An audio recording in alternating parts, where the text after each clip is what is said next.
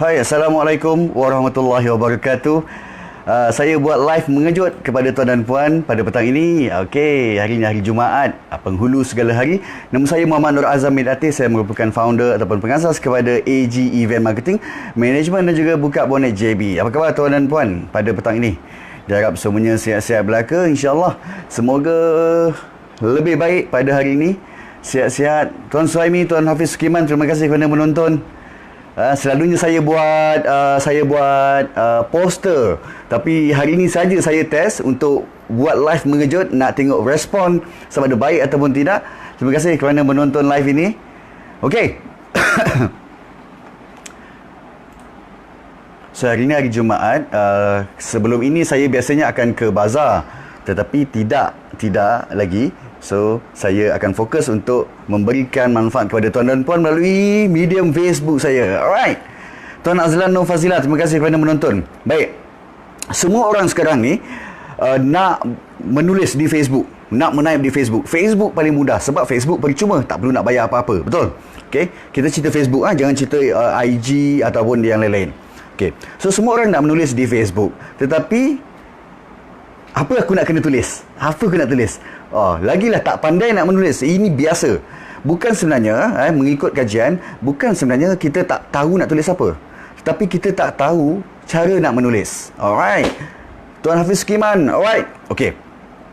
So sekarang ni, saya nak kongsikan apakah yang tuan dan puan perlu kongsikan apabila menulis di Facebook bila kita berbisnes. Alright? Okey, menarik topik ni. Yes, betul. Kalau suka tolong share. Okey. Dia macam ni. Saya pun tak kata pandai sangat, tetapi kita belajar dan kita kongsikan kepada kawan-kawan saya yang lain. Alright. So bila kita berbisnes, benda pertama sekali kita kena tahu apakah bisnes kita. Bisnes kita ni tentang apa? Kan? Kita ni jual emas ke? Kita jadi konsultan emas ke? Kita jadi pengedar emas ke? Okey.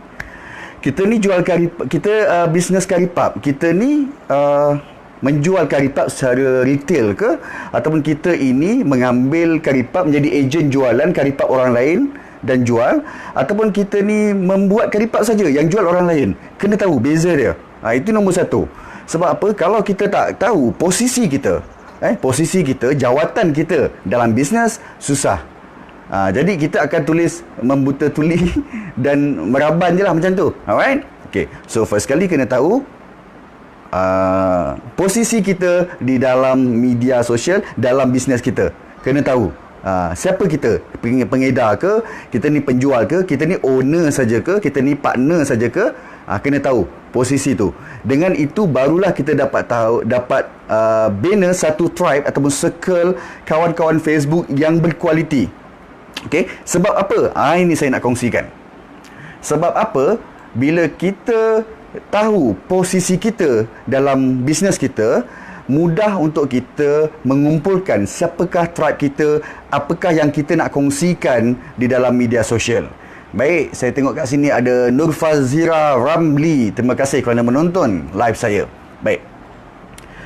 Apabila kita mengetahui posisi kita di dalam bisnes, sama ada kita ni pengedar ke, kita ni owner ke, kita founder ke, ataupun kita ni jual saja ke, ataupun kita ni memang partner saja.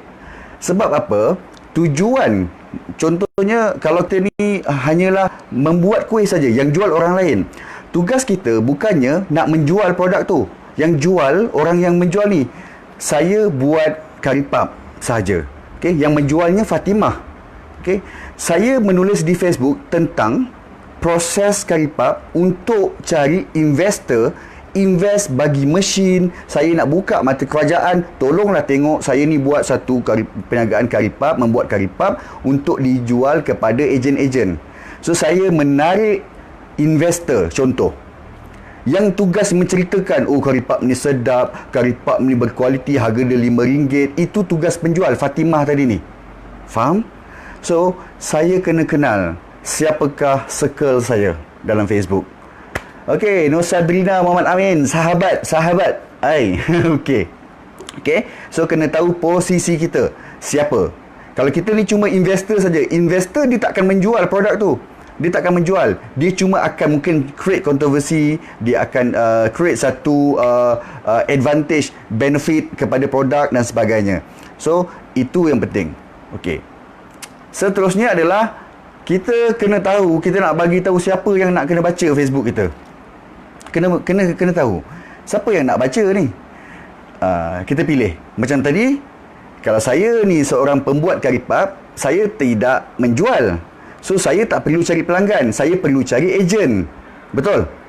So, bila saya buat posting saya menceritakan tentang kelebihan ejen bila menjual produk saya. Saya tak menjual direct kepada pelanggan. Nampak? So, berbeza. Boleh jelas Kalau jelas boleh komen kat sini. Kalau tak faham boleh tanya soalan kepada saya. Sebab saya bagi benda ni very limited, tak akan selalu keluar benda ni. Alright, ada good tanda tu. So, kita kena tahu siapa yang kita nak bagi baca tu. Puan Hafizah Nur Ismail, Waalaikumsalam. Okey. So, kita dah tahu, first kali tahu posisi kita dalam bisnes kita. Siapa? Yang keduanya, kita nak kita kena tahu siapakah yang akan membaca posting kita. Kalau kita stokis, kita bukan nak cari pelanggan, tapi kita nak cari ejen. So, posting-posting kita berkisarkan tentang kelebihan menjadi ejen kita. Apakah bentuk pemasaran yang kita buat untuk membantu ejen. See? Jangan. Jadi, ejen-ejen ni, orang yang nak jadi ejen, dia akan masuk dalam Facebook kita. Bukannya end user yang nak beli. Yang end user ni, dia akan membeli dengan ejen. So, ejen yang akan buat posting menjual. So, posisi tu berbeza. Alright, kena jelas tu. Saya Fiza, ya betul. Saya kenal jual gaun kembang tu. Okey. Itu yang seterusnya. Baik. Wah, ramai ada 12 orang. Okey tu, okey. Kemudian, kena tahu siapa sasaran. Kita dah tahu dah. Ejen. Kita nak cari ejen tadi kan? Okey. So, ejen ni, kita nak tahu pula sasarannya macam mana. Waalaikumsalam Tuan Muhammad Ashraf. Selamat petang Tuan Khairi Ahmad. Alright. Kita dah tahu dah kita nak cari ejen. Kalau tak faham, nanti ulang balik. Kita dah faham, kita dah tahu kita nak cari ejen. So, ejen yang macam mana? Kita nak cari perempuan, kita nak cari lelaki, kita nak berapa umur dia, kita nak cari apa kerjaya tetap dia. Okey, sebab apa? Ini kita panggil avatar. Dalam membuat posting di Facebook pun, kita kena ada avatar pelanggan, avatar pembaca. Siapa yang kita nak target? Saya selalu kena marah dengan Puan Ainun. Dululah, sekarang pun kadang-kadang kena juga. Bila saya lari track, dia kata saya nak cari peniaga, tapi saya buat posting seolah-olah saya nak cari investor. Nampak? So, kena tetapkan. So, bila kita dah tetapkan, Waalaikumsalam Siti Shifu. Alright. So, bila kita sudah tetapkan siapakah yang nak baca Facebook kita tadi, kita tetapkan secara terperinci. Kita Fendi. Kita tetapkan secara terperinci siapakah yang akan membaca. Kita nak cari ejen, siapa? Lelaki ke perempuan? Kalau perempuan, bahasa dia berlainan. Kalau lelaki, bahasa cerita dia berlainan. Apa yang menarik perhatian lelaki, apa yang menarik perhatian perempuan, berapa umurnya. Kalau dia golongan muda, kita bercerita dengan gaya orang muda walaupun saya sudah berusia. Contoh. So, benda-benda ni dia akan mempengaruhi macam mana kita nak menulis Facebook tu. Ada orang tulis bahasa WeChat kan. Mungkin pelanggan dia pun orang yang membeli produk tu adalah golongan WeChat ni. Kita tak tahu kan. So, tak payah nak kecam-kecam sangat. Baik. Tahu siapa sasaran. Kemudian adalah tahu apa yang mereka ini mahu. Okey. Ini lebih kepada psikografik dan demografik pelanggan sebenarnya. Kalau kita dah set dalam Facebook kita nak menulis sesuatu kan, kita dah tahu dah, okey, aku nak cari ejen sebenarnya, bukan nak cari pelanggan, aku nak cari ejen. So, ejen, kita dah tetapkan ejen aku nak cari perempuan saja, umur 18 hingga 24 tahun, yang sekarang ni tidak bekerja di mana-mana, part time saja. Okey, aku nak orang ni. So, kita tahu apa yang mereka nak, apa golongan macam ni nak. Golongan ini mungkin perlukan satu jaminan kerjaya. Golongan ini perlukan satu dia punya semangat tengah membuat, tengah membara. Golongan muda ni. So, kita bagi ayat-ayat dorongan yang very powerful. Barulah dia akan terkesan. Kalau golongan macam saya, bagi ayat-ayat yang powerful mungkin dah malap-malap sikit. Ada teknik lain pula. Umur 24 sampai 34 ada poin-poin menarik mereka untuk membaca posting kita. Okey. So kita kena tahu apa yang mereka perlukan, apa yang mereka nak tahu. Okey. Kalau ada soalan boleh tanya boleh tanya. Saya tak lama petang ni. Cuma nak share saja. Kemudian seterusnya kita okey, bila kita dah ada sasaran, kita dah ada target siapa yang nak baca Facebook kita, posting kita, kita dah tahu apakah yang mereka mahukan dan kita tulis, kita juga jangan lupa untuk tahu apa sebenarnya yang kita nak mereka ni buat. Itu penting juga. Sebab apa? Kadang-kadang bila orang ni baca saja, baca lah. Kan? Kalau like lah, kalau share. Tapi kita tak guide mereka apa yang perlu mereka lakukan. Sebab itu, dalam setiap kali posting kita, dia ada posting panjang dan posting yang pendek. Bila posting panjang adalah dalam bentuk penceritaan, storytelling. Posting pendek adalah point by point. Okay? Bila point by point, kita akan buat dia macam funnel tau. So kita akan buka daripada tajuk yang besar, kita bawa dia kecil, dia akan follow.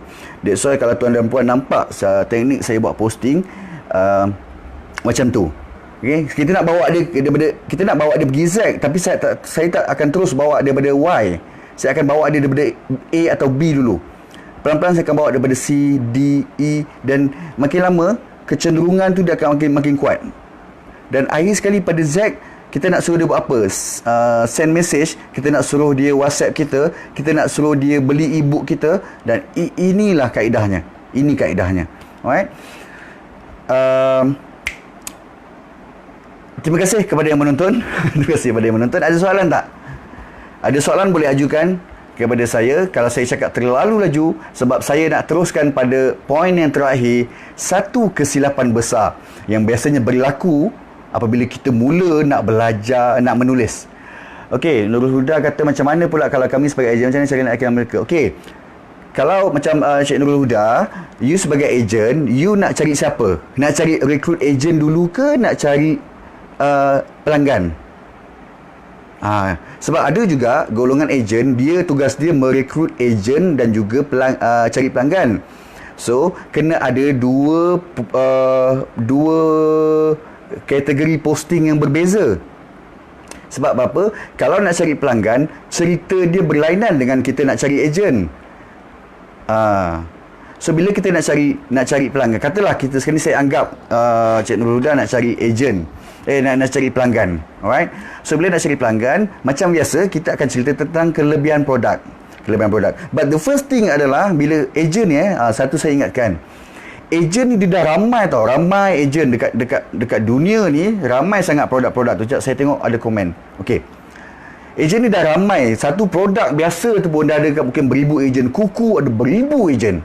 So how to be outstanding from the others? Sebab saya tengok, maaf ya, kebanyakan ejen-ejen ni dia betul dia akan bergantung pada satu mentor untuk ambil input.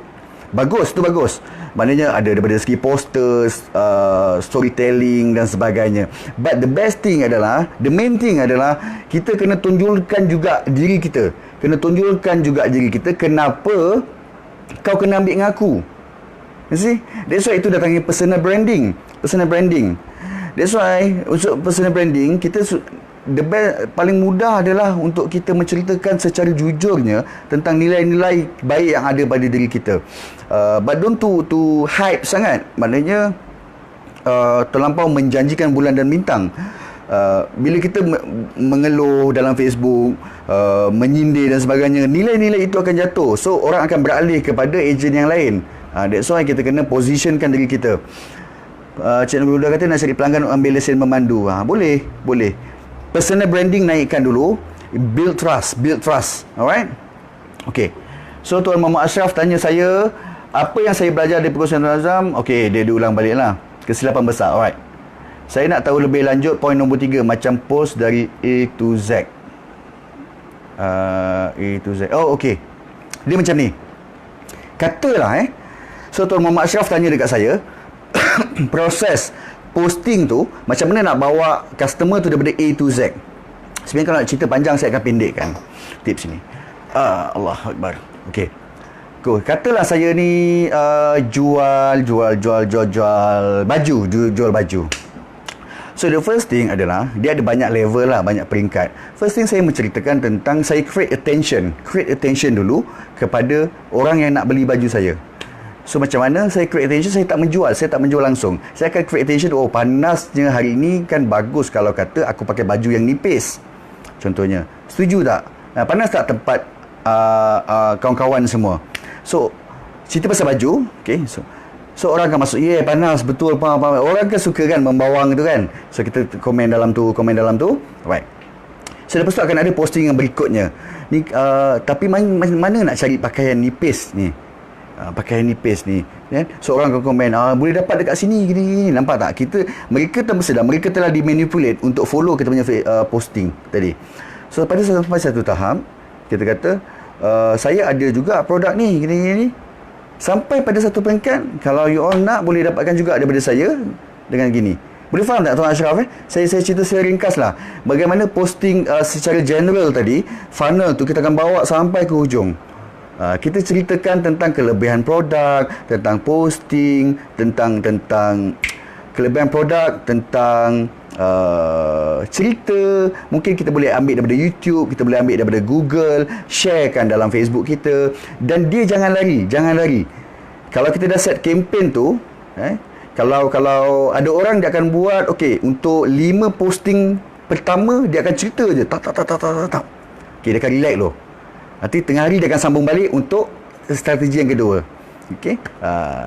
So nanti mungkin saya akan buat satu online class mengenai AIDA model, AIDA, Attention, Interest, Desire, Action model dalam membentuk posting, menyusun posting Facebook kita.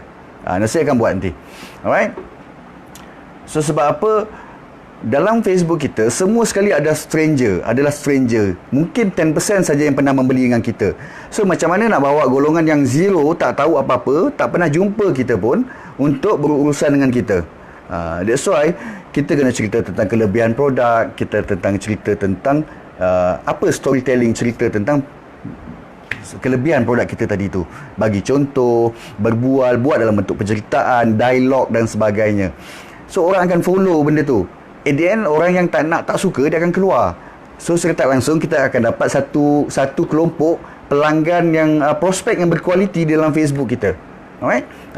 Jangan lari daripada positioning kita. So masalah kalau kita lari daripada orientasi bulatan bisnes kita tu. Boleh faham tak dia macam tu. Okey. Sama-sama cakap dulu dah. Alright. Okey, kesilapan besar. Baik. Kita dah ceritakan tadi apa yang perlu kita buat bila nak buat posting. Okey, satu kesilapan besar dalam tadi baru cerita tentang kita kena cerita tentang kelebihan produk. Okey. Saya perasan lama dah benda ni. Saya nak tegur, saya kata tunggu masa dulu. Alright. So hari ni, petang ni, tuan dan puan yang bersama dengan saya cukup bertuah sebab saya nak beritahu tentang logiknya kenapa kita tak boleh buat macam tu sekiranya kita berniaga yang macam ni. Okey, macam ni. Kesilapan kita sebagai orang bisnes, bila kita melakukan posting di Facebook, selalunya bila kita menulis, kita kongsi kelebihan. Pada kita kongsi kelebihan. Tetapi dalam tak sedar, kita mengajar orang. Kita cuba menasihati orang. Sebab apa? Orang tak suka kena nasihat. Orang suka perkongsian. Orang tak suka diajar sebab dia akan rasa dia ni macam bodoh. Maaf cakap. So kita tak nak buat pelanggan kita rasa dia bodoh. Okey? Boleh faham Boleh jelas. So apa yang saya perasan selama ni, kita meniru posting. Saya perasan kadang-kadang ada juga yang berlaku jujur dengan saya, tuan, saya nak tiru style tuan. Saya kata okey, teruskan. Boleh tiru style saya buat post di Facebook. Tetapi apa yang saya lihat, dia macam ni. Dia jual baju, tapi dia ajar orang buat bisnes. Faham tak? Dia jual baju, okey? Tetapi dalam posting dia tulis, oh kita hendaklah bekerja keras setiap hari supaya bisnes maju sebab tak ada orang nak tolong kita masa kita susah. Right. Okay. So you are not consultant.